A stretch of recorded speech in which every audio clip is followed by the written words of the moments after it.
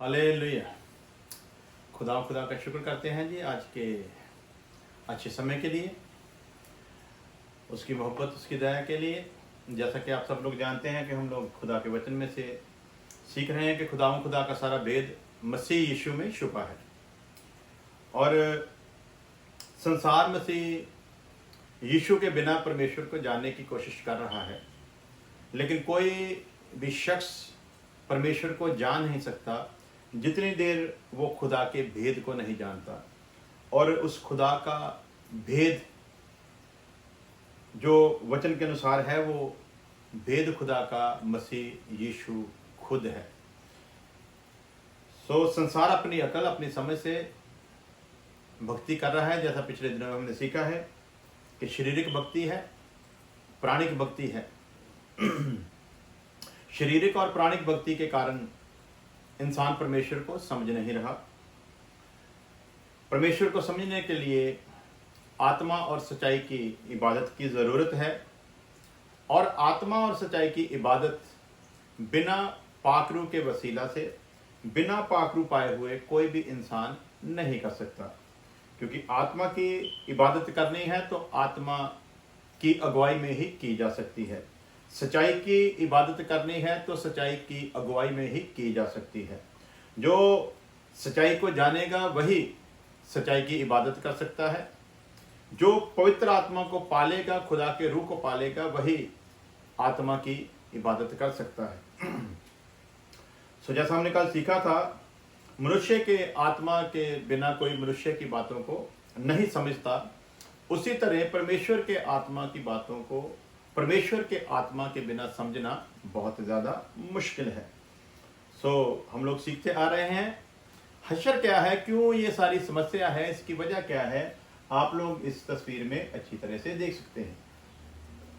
इस गुनहगार इंसान की जो हालत है, वो पाप के बावजूद ये खुदा को जानने की कोशिश कर रहा है। भूख है इसके अंदर खुदा को जानने की। ये चाहता है कि खुदा मुझे पता चले, ये खुदा चाहता है कि खुदा को मैं जानूं, ये चाहता है खुदा का भेद मुझ पर जाहिर हो। लेकिन पाप के बावजूद जो खुदा को जानने की इसकी भूख है, पाप के कारण ये खुदा को कभी जान नहीं सकता। इसलिए यदि ये चाहता है कि ये खुदा को जाने, तो फिर जरूरी है, जैसा खुदा के दास पतरस ने कहा रसूलों की किताब 3:19 में, कि तौबा करो और लौट आओ ताकि तुम्हारे पाप मिटाए जाएं और परमेश्वर के हजूर से शांति के, आनंद के, सुख के दिन आए। पाप के कारण, पाप के बावजूद ये जानना चाहता है, नहीं जान सकता। इसलिए जरूरी है ये सबसे पहले पाप से तौबा करे।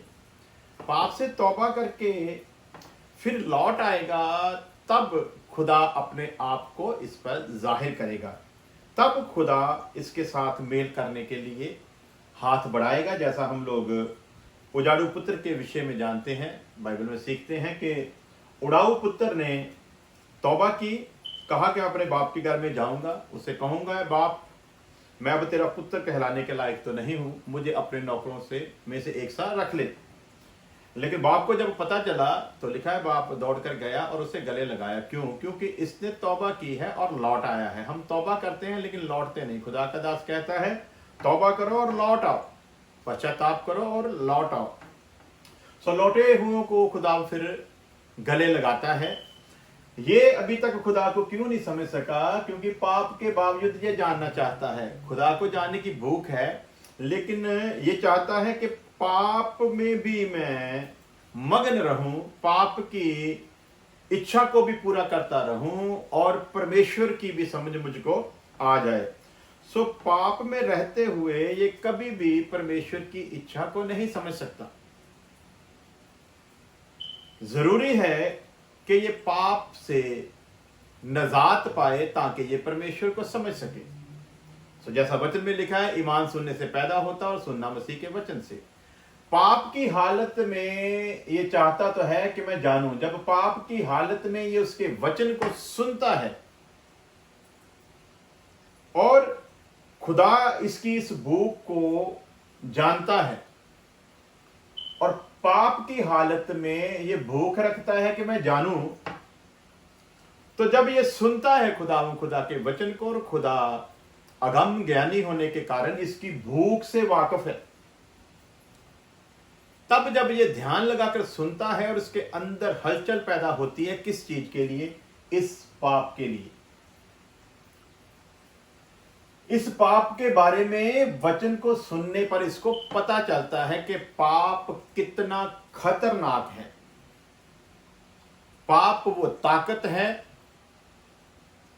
जिसने इसे उस रब का, उस खुदा का दुश्मन बनाया जिसे जानने की ये भूख रखता है। सो प्यारे अजीजों, वचन सुनने पर इसे पाप की गंभीरता मालूम पड़ती है। इसे पता चलता है कि जो मेरी भूख मिट नहीं रही उसकी वजह क्या है। इसे पता चल जाता है मेरी भूख मिट नहीं रही, उसकी वजह ये पाप है। पाप जितनी देर मेरे अंदर है, मेरी भूख कभी भी मिट नहीं सकती। पाप हटेगा तब परमेश्वर का आत्मा कलाम के बीज को लेकर मेरे अंदर आएगा और मेरी भूख मिटेगी। जब सुनता है तो सुनने से ईमान पैदा होता है, और जब ईमान पैदा होता है पाप के बारे में पूरी जानकारी मिलती है। खुदा कितना मोहब्बत करने वाला है और अनुग्रहकारी है, तब इसे पता चलता है। इसे मालूम होता है कि अब मुझे इसे छोड़ना पड़ेगा, अब मुझे इसकी गुलामी से नजात पानी जरूरी है। पहले इससे नजात पाना तो चाहता था, इसे पता था पाप खतरनाक है, इसका विवेक इसके कामों को इस पर जाहिर करता था, लेकिन इसके चंगुल से छूट नहीं पाता था। इस चंगुल से छुड़ाने के लिए इसे कोई चाहिए था। इस पाप के चंगुल से ये आजाद हो, इसे किसी की जरूरत है। कौन इसे छुड़ाए? सो प्यारे जी, जो थोड़ी प्रॉब्लम आ गई थी तो इसलिए मुझको बीच में रुकना पड़ा। सो इस पाप से वाकिफ था, लेकिन इससे बचे कैसे, इसके बारे में इसे कोई समाधान नहीं मिल रहा था। फिर संसारिक लोगों की तरह जो प्राणिक और शारीरिक भक्ति करते हैं, इसने चाहा कि मैं ऐसे लोगों के पास जाता हूं ताकि कोई मुझे गुरु, कोई पीर, कोई पंडित, कोई पुरोहित, कोई पैगंबर मुझे मिल जाए जो इस पाप से छुटकारे का समाधान मुझे बताए, ताकि मेरी रब को जानने की जो भूख है वो किसी तरह से मिट सके। उस लिहाज से ये जगह जगह भटकता रहा, कभी किसी के पास, कभी किसी के पास, कभी किसी के पास गया, लेकिन इसका विवेक फिर भी इस पर दोष लगाता था। सब कुछ करने के बावजूद भी तू पाप का गुलाम है, आज भी तुझ पर पाप राज्य कर रहा है, आज भी तुझे पाप से नजात मिली नहीं है। सब कुछ करने के बावजूद भी जब इसके अंदर ये एहसास आता था, जब विवेक इसका इसकी तरफ इशारा करवाता था, तब ये फिर टूट जाता था। फिर इसके अंदर ये विचार आते थे, क्या मेरे पाप माफ हुए भी हैं कि नहीं।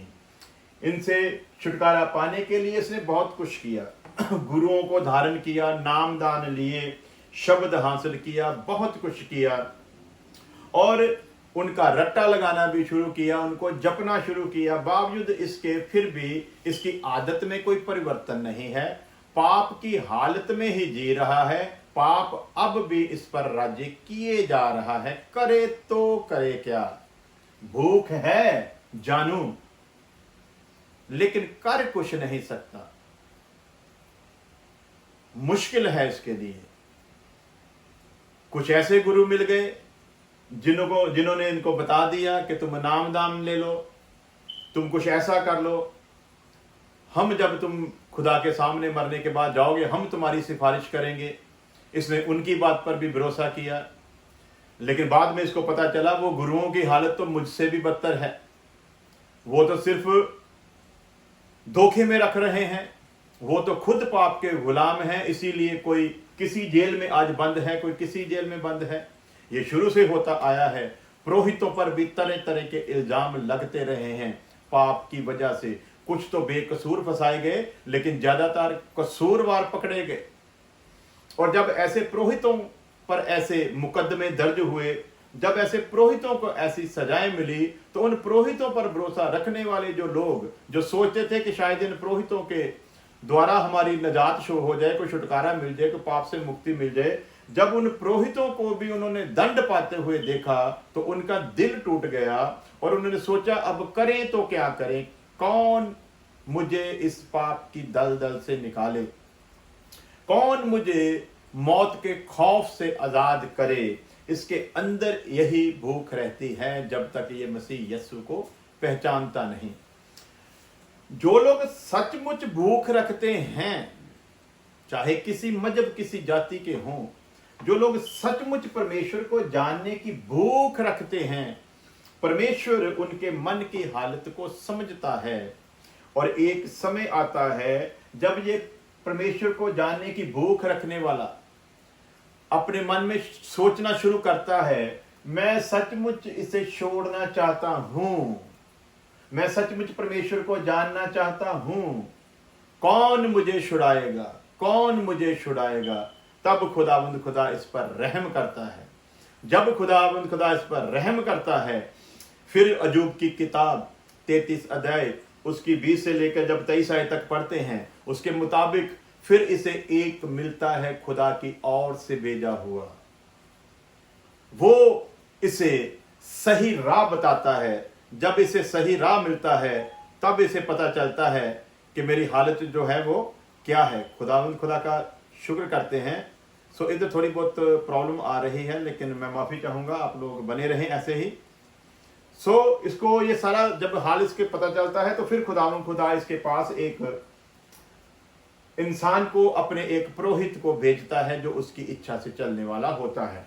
वो इसको आकर खुदावंद खुदा के वचन से वाकिफ करवाता है। वो इसको आकर खुदावंद खुदा की प्लानिंग से वाकिफ करवाता है। वो इसको आकर बताता है तेरे लिए सही और तेरे लिए गलत क्या है। वो इसे आकर बताता है। तब ये उन हाथों से छूट जाता है जिनके हाथों में ये इसलिए गया था कि इसे छुटकारा, इसे नजात मिले, लेकिन और ज्यादा कब्र के नजदीक पहुंच गया था, और ज्यादा नरक के पास पहुंच गया था, और ज्यादा मौत के समीप पहुंच गया था। लेकिन जब इसे असली बात सुननी पड़ती है तब इसे पता चलता है हकीकत क्या है। सुनना मसीह के वचन से, ईमान सुनने से पैदा होता, सुनना मसीह के वचन से। जब कोई खुदा का अभिषिक्त खुदावंद खुदा के वचन से इसे आकर सुनाता है, तब इसे पाप की गंभीरता का पूरी तरह पता चलता है।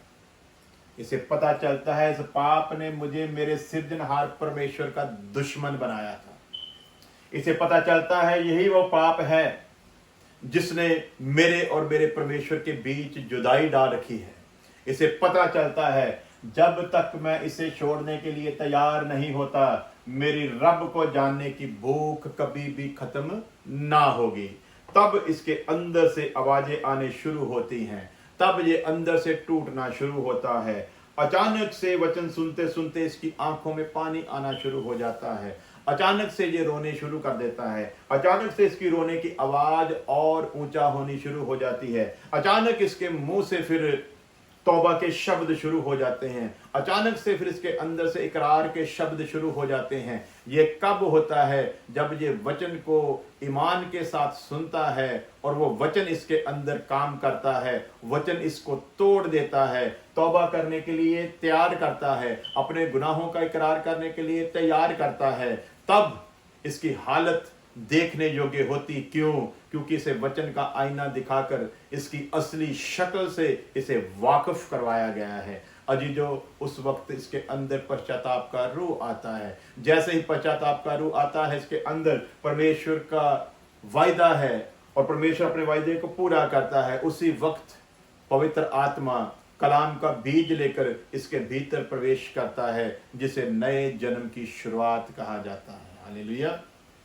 तब इसे नया जन्म पाने का मौका मिलता है। फिर ये नया जन्म पाता है, फिर इसे पता चलता है आत्मा और सच्चाई की इबादत है क्या, कैसे की जाती है। फिर इसे पता चलता है मैं क्यों नहीं कर पाया, इसीलिए नहीं कर पाया, मैं आत्मा की इबादत करना तो चाहता था लेकिन आत्मा नहीं था। मैं सच्चाई की इबादत करना चाहता तो था लेकिन सच्चाई थी ही नहीं, इसीलिए नहीं कर पाया। फिर इसे पता चलता है अब मैं कर सकता हूं, अब मुझे एक मिल गया है जो मुझे इस पाप से छुड़ाने की जरूरत रखता है। अब वो मिल गया है जिसने मेरे पुराने पापों को माफ कर दिया है। अब वो मिल गया है जिसने वायदा किया मैं तेरे इन पुराने पापों का कभी स्मरण न करूंगा, कभी तुझे याद ना दिलाऊंगा, मैं तुझे अपने राज्य में बुलाऊंगा। मैंने तुझे आज अपने घर में जन्म लेने का मौका दिया है। आज तूने मुझ पर विश्वास किया, मेरे बेटे पर यीशु मसीह पर विश्वास किया, आज से मैंने तुझे पुत्र होने का अधिकार दिया है।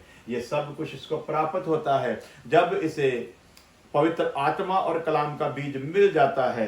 तब इसके आगे वचन खुलकर सामने आता है और उसकी गहराइयां खुलनी शुरू होती हैं। जब गहराइयां शुरू होती हैं तब इसे पता चलता है अब मुझे बपतिस्मा लेना जरूरी है।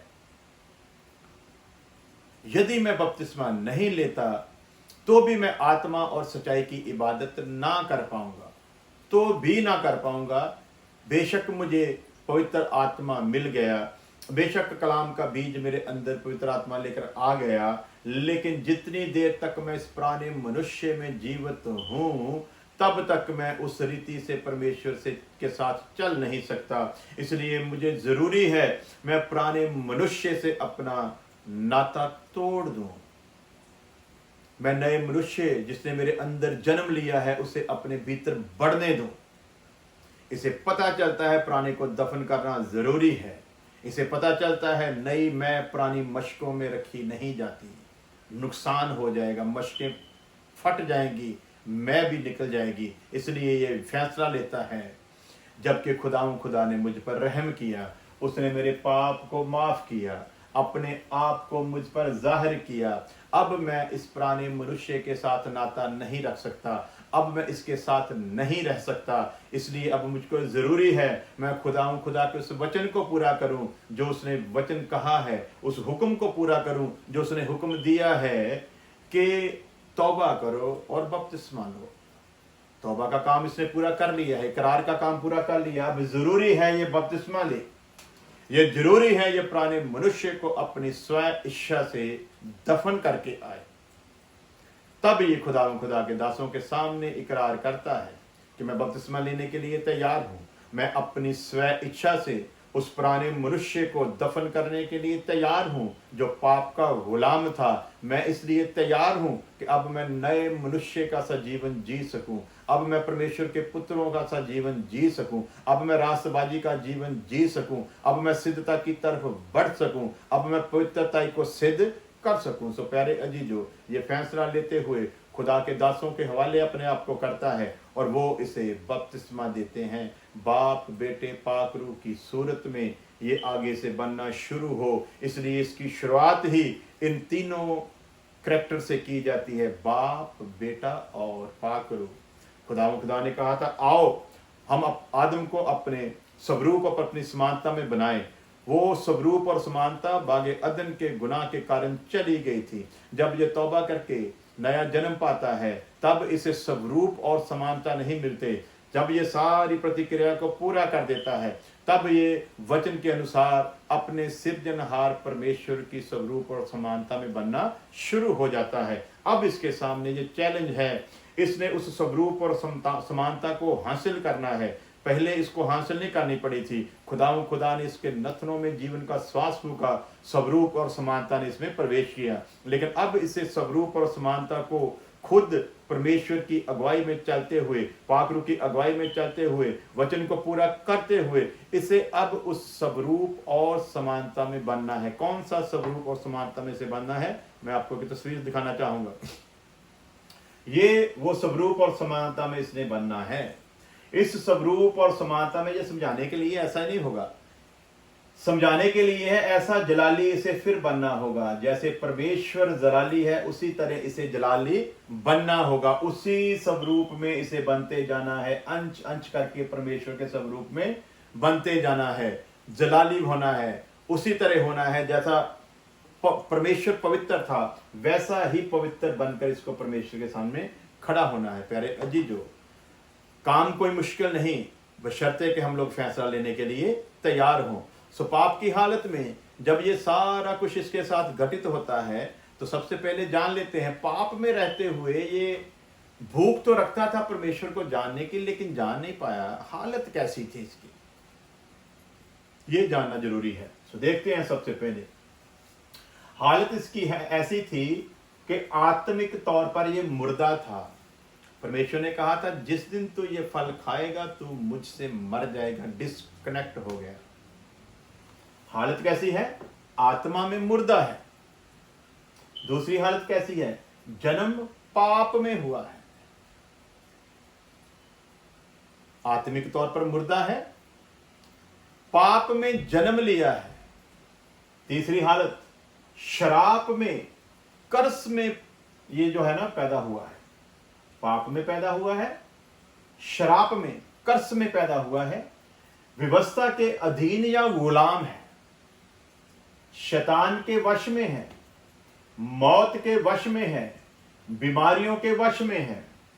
सो ऐसी 7 चीजों की हालत में फिर भी ये चाहता है कि मैं रब को जानना चाहता हूं, लेकिन ये 7 हालतें इसको रब को जानने के उस काम को पूरा करने नहीं देती।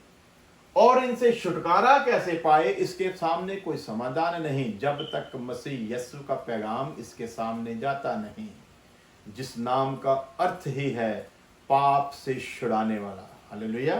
सो जब वो यीशु जो पाप से छुड़ाने वाला है, वो यीशु जो आत्मा में जो मुर्दा है, इसकी आत्मा को पुनर्जन्म देने वाला, जो कनेक्शन कट गया था उसे दोबारा जोड़ने वाला, वो यीशु जिसके बारे में लिखा है हैकल पवित्र स्थान में, जो अति पवित्र स्थान और पवित्र स्थान में पर्दा था, लिखा मानो मसीह यीशु ने उसे अपने बदन में ही बनाया।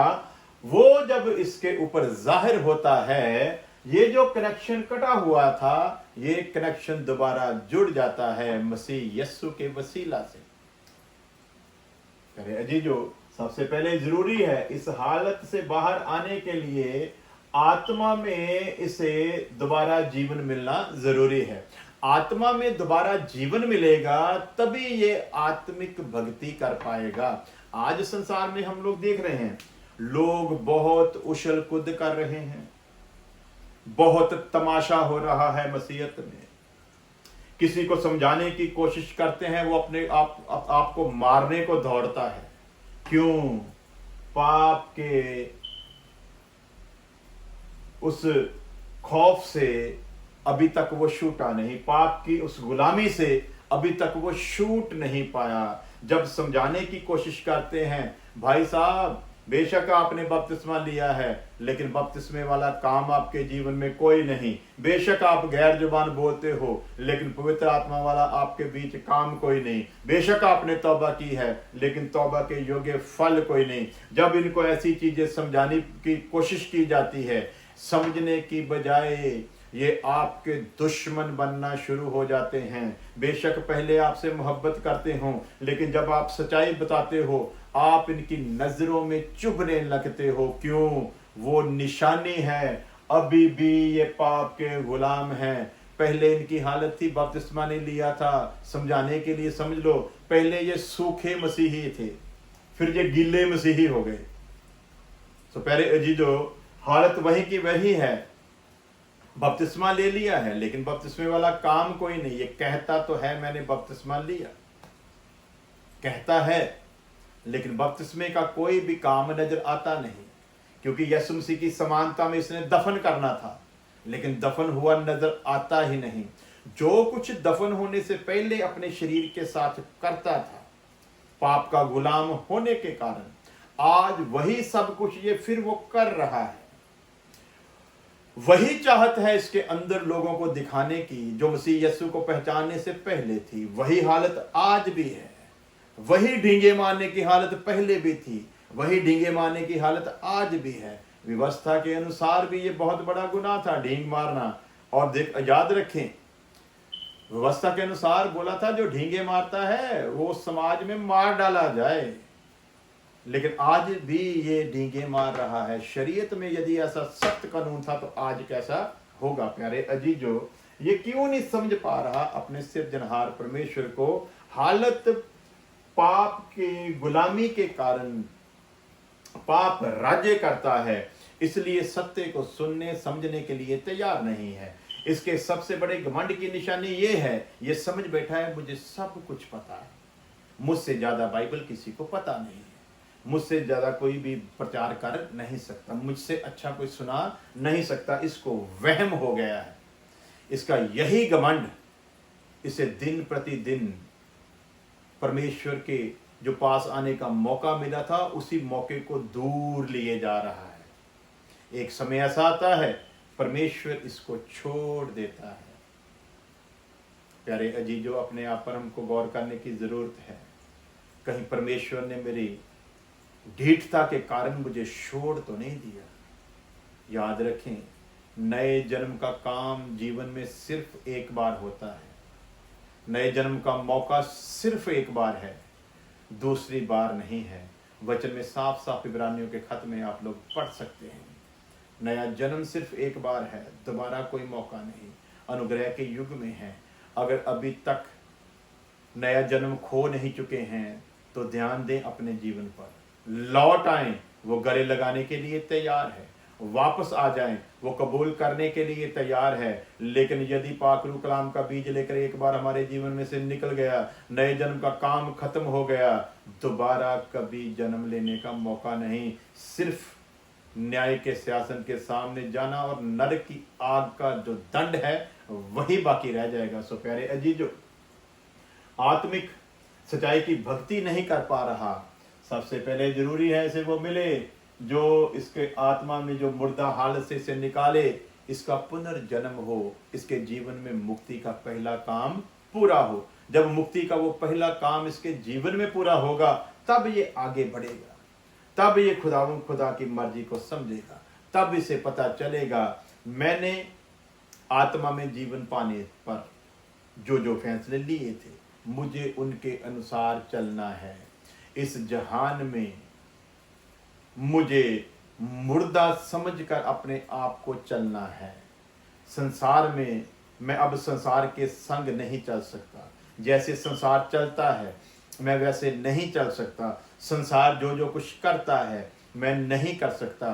जैसा हम पढ़ते हैं रोमियो के 12 अध्याय में, अपनी बुद्धि के नए हो जाने के कारण और स्वरूप में बदलते जाओ, और स्वरूप में इसने बदलना है। यदि ये वही पुराने स्वरूप में रह रहा है, वही फैशन की चाहते इसके अंदर हैं, वही खूबसूरत बनकर लोगों के सामने पेश होने की चाहते इसके अंदर हैं, वही शरीर की ख्वाहिशें इसके अंदर हैं, यदि वो अब भी काम कर रहे हैं, इसकी तौबा झूठी, इसका बपतिस्मा झूठा, और सबसे खतरनाक बात, जो ये गैर जुबान बोलता है वो भी पाकरू की ओर से नहीं, क्योंकि वचन में साफ लिखा है दुष्ट आत्मे भी गैर जुबान बोलते हैं। और वचन में साफ लिखा है जो नए जन्म किसी चाल नहीं चलता, एक समय पर परमेश्वर छोड़ देता है, धोखे के रूह के हवाले कर देता है, और वो धोखे का रूह वही सब कुछ इसके साथ होने देता है जो पहले होता था, और ये इसी भ्रम में रह जाता है कि आज भी मैं खुदा के संग हूं, लेकिन इसे नहीं पता होता समसून की तरह खुदा का रूह कब छोड़कर चला गया। सो प्यारे अजीजों, आत्मा और सच्चाई की भक्ति हम इस तरीके से नहीं कर सकते जैसे संसार कर रहा है।